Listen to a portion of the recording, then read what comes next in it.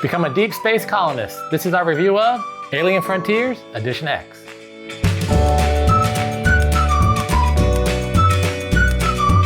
Alien Frontiers is a dice placement area majority game where players build colonies on a new planet, and I had a lot of fun trying to get control of the Asimov crater. This edition features all the expansions, and I think they add some key mechanics to the game. We'll tell you all about it after this quick how to play.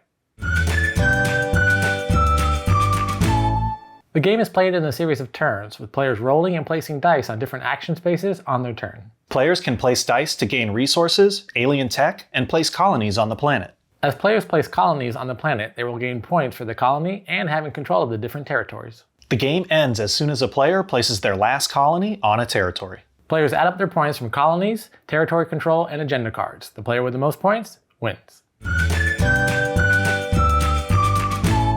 We were sent a copy of Alien Frontiers Edition X so that we can do this review. If you'd like to buy a copy and save $10, you can use the promo code AlienTales144, or you can click the link in our description below.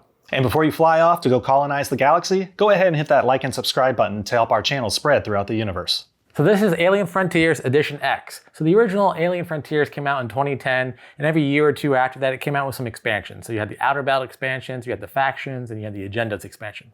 This includes everything. So you get the base game, and you get all the expansions. Having played the game with the base game and then playing with the expansions, I gotta say I really enjoy the expansions with the base game because the expansions really give you extra ways to earn points with the agenda cards. I think that's a must when you're playing. And it gives you another way to get different abilities with the asteroid cards, which can definitely help you out, get resources, and take other actions as you're going. While playing this game, you can definitely feel how it probably inspired a lot of other games that have come out more recently that are definitely more of the popular side, like Terraforming Mars. I think would be a big one that I would compare this one to a lot because of the planet in the middle of the main board, you're colonizing it. There's a terraforming station, so using similar phrasing. So you can definitely see a lot of the little stems and roots of different games that probably played this and were inspired by it. Thematically, I've always felt, who doesn't love a good space game, right? And this definitely doesn't disappoint. Yes, there's dice rolling in this. However, I feel like the different orbital stations and the dice you need for it kind of mitigates that if you're feeling like, oh, I never roll good dice, right? Because some of them it's like 2 of a kind, 3 of a kind, sequence, or it can just be high or low numbers. If truly there are people that are really good at dice rolling, this could mitigate that. And I think I really like that. The second thing that really stood out to me was just the victory point track. Like it only really goes up to 14, but throughout the game, it's like, all right, gain 1, lose 1, gain 2, oh, but you lost 1. So a lot of moving back and forth of the different players kind of makes it more dynamic and you can just see the little power struggle there. The game does rely heavily on dice rolling. If you're not good at dice rolling, which I think that I am not good at dice rolling, it can affect your gameplay. There are enough spaces that you always have something to do. You're never going to roll dice and not be able to do something. However, depending on how many people you're playing with, if the station you're trying to go to is full, or if you roll dice and you can't do the thing you need to do on your turn in order to really like pick up steam or catch up with other players, then you may feel a little bit like, I don't really like the dice rolling in this. And that's why I say that I could see where some people would be inspired by the dice placement and the different things you can do with this, and they've tweaked it since and kind of made it a little bit more appealing to people who don't like dice rolling. You start out the game with 3 dice or ships, and at the beginning of your turn you roll them, and then whatever the numbers are, you kind of pick what you want to do. For the most part, the only way to get more ships is to roll 2 of a kind. And then like Kenny said, depending on number of players, it depends if there's a spot open. So theoretically, you could go the whole game without rolling 2 of a kind of any, like 1, 1, 2, 2, etc. Luckily though, there's alien tech and there may be these asteroid cards that might help you either re-roll or mitigate or, use other dice or something like that. But even if you only have 3 dice, you can still accomplish other things. For most of the game, I had 4 dice and then I got rid of 1 when I was doing the terraforming station, which you have to give up a dice in order to place a colony. So I was going between 3 and 4 most of the game. It wasn't until the last 2 or 3 turns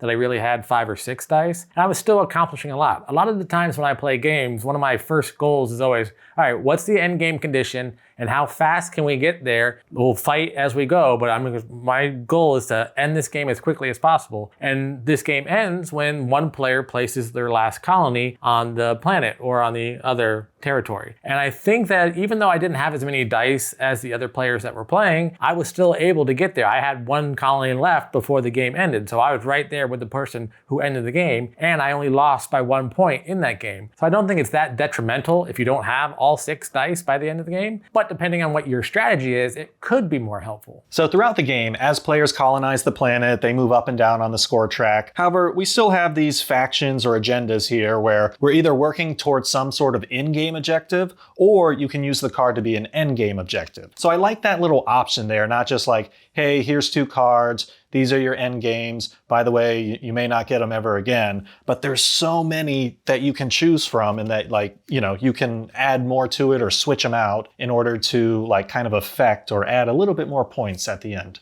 With the faction stations, I like the addition of these because they add nice variety. There's a lot of factions to choose from, which can make it a little bit difficult if you're playing with players that, even if they've played the base game, have never played with the factions. If you have all 4 new factions, or even if it's a 2-player game, if you just have 2 new factions and they don't really know what it is, but the other player does, they kind of have an advantage of knowing how to use the faction to their advantage. Or if no one knows how to use them, then everyone might be like, wait, let me see the card that explains that again. All right, I can do that and that. Depending on which factions you're using, how many players you're playing with, it can be fun because it adds variety, but it can also slow the game down if every time people are like, oh, wait, what was that faction? What can I do there? What's going on there? The other thing the factions do is they give you an ability that each player can use. Some of them I feel a little stronger than others. I'm not sure how evenly weighted the abilities are on the factions. I assume that they did some even weighting on it. However, while we were playing, the ones that we always ended up with didn't feel like they were equal, but at the same time, we didn't use them that often either. So I like them for the variety, but I don't know, I'm kind of 50-50 on them.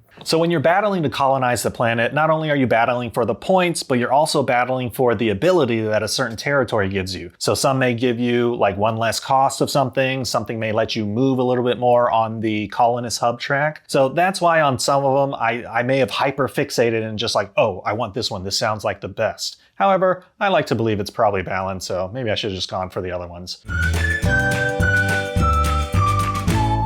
Overall, with the production value, the theming, really everything in one box, I feel like it's like the whole game. Now, there may be more expansions later, but I really enjoyed this, playing it for the first time with everything, so I'm gonna give it an 8. Overall, I like a lot about this game. I could definitely see where back in 2010, if we had been playing this and throughout, we would have been, oh yeah, this is a great game, this is awesome. The dice rolling kind of throws it down a little bit, so I'm gonna give it a 7 overall, but it's kind of a lower 7 compared to other 7s I've given. But it's still a fun game, and I definitely think if you like space-themed games, check this one out.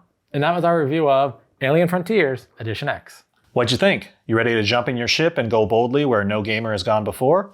Let us know in the comments below. And if you're enjoying our content, please like this video and subscribe to our channel. And if you'd like to buy a copy of this game and save $10, you can use the promo code AlienTales144 or click the link in our description below.